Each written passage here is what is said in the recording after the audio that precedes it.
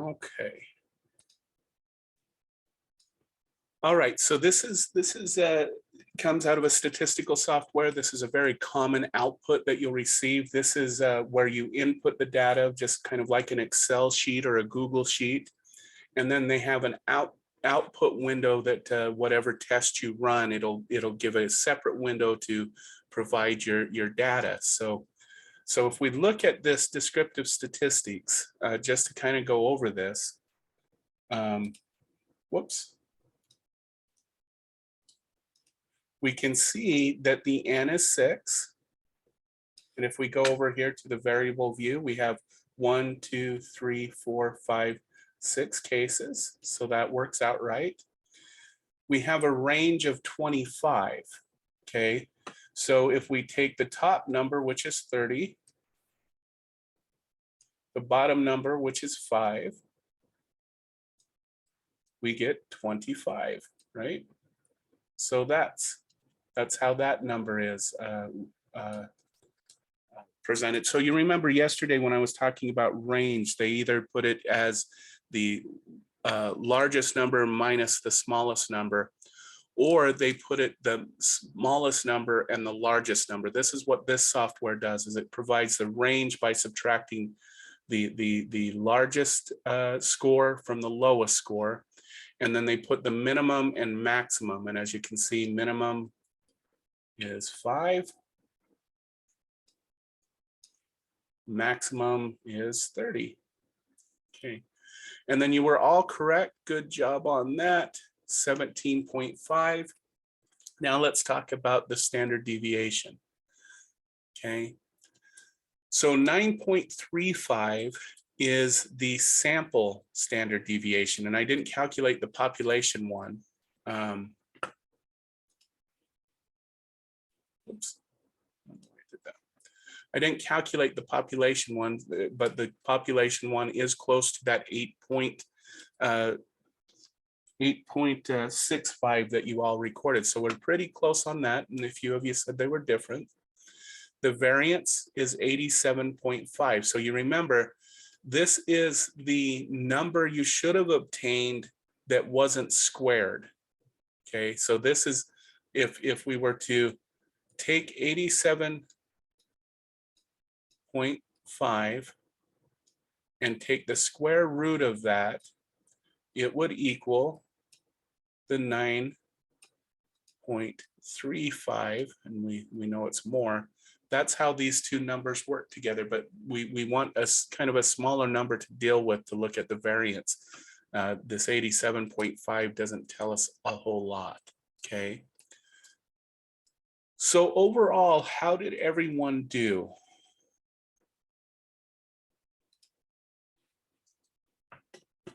That was able to do the project from yesterday?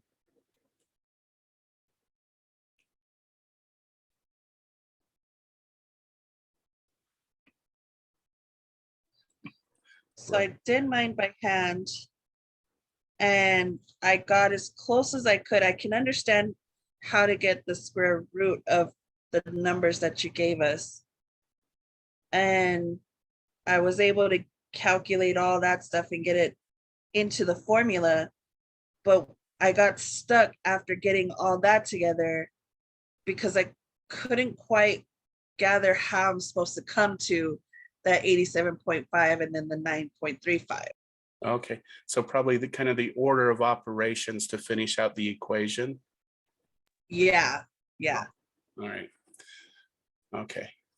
Yeah, so let me think. You know what, let me do this. I am going to write out, after we're done with this class, the order of operations for the rest of the equation so that you can go through it step by step, because I'd want to make sure that you have that before you take your quiz at the end of this week. So let me do this. I'll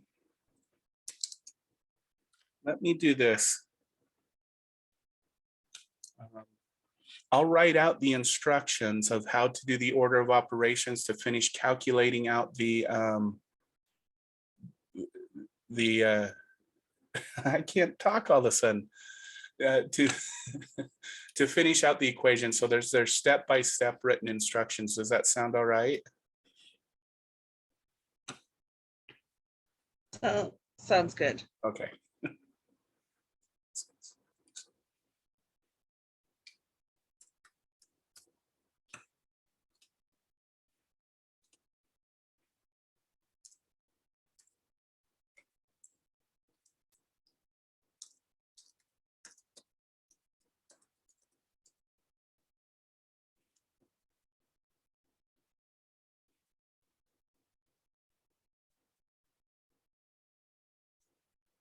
Okay. So Christy, on yours with your answer, what you would want to have done is you would have wanted to take the square root of that, and that would have given you the variance amount, but there's some other area where we've gone wrong. So I'll have to look at that, but that's the total variance. And then if you take that square root, it comes out to the variance thing. So I'll have to take a look at that. We missed something somewhere. Okay, let me think about that one. Okay, so I'll do that.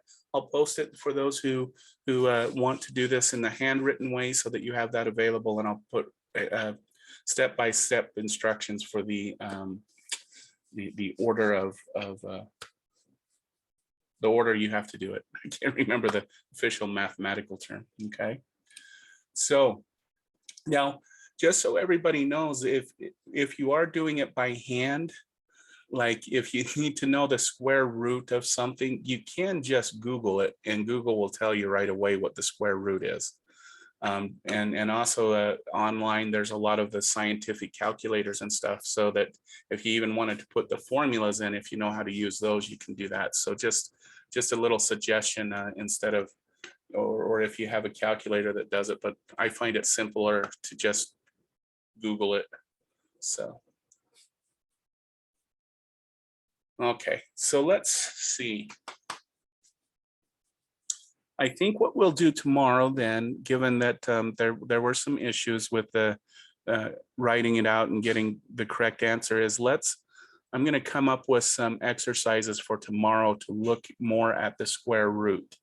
Not the square root, the standard deviation, so that everybody can get through it. And I'll come up with some written instructions so that everybody can so everybody has those, so that when you hit your quiz, you can get through that. Okay.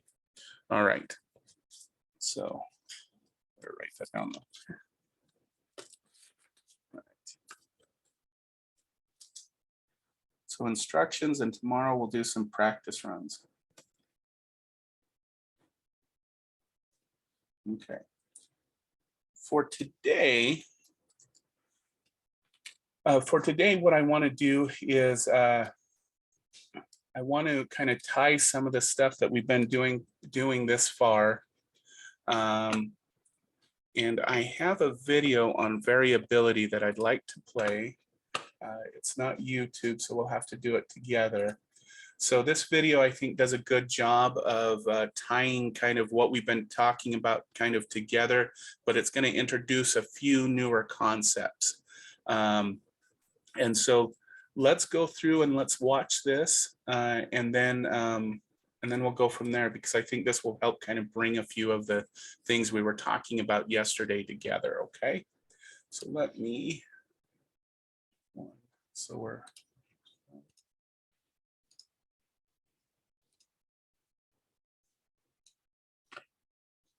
Oh, whoops, gotta.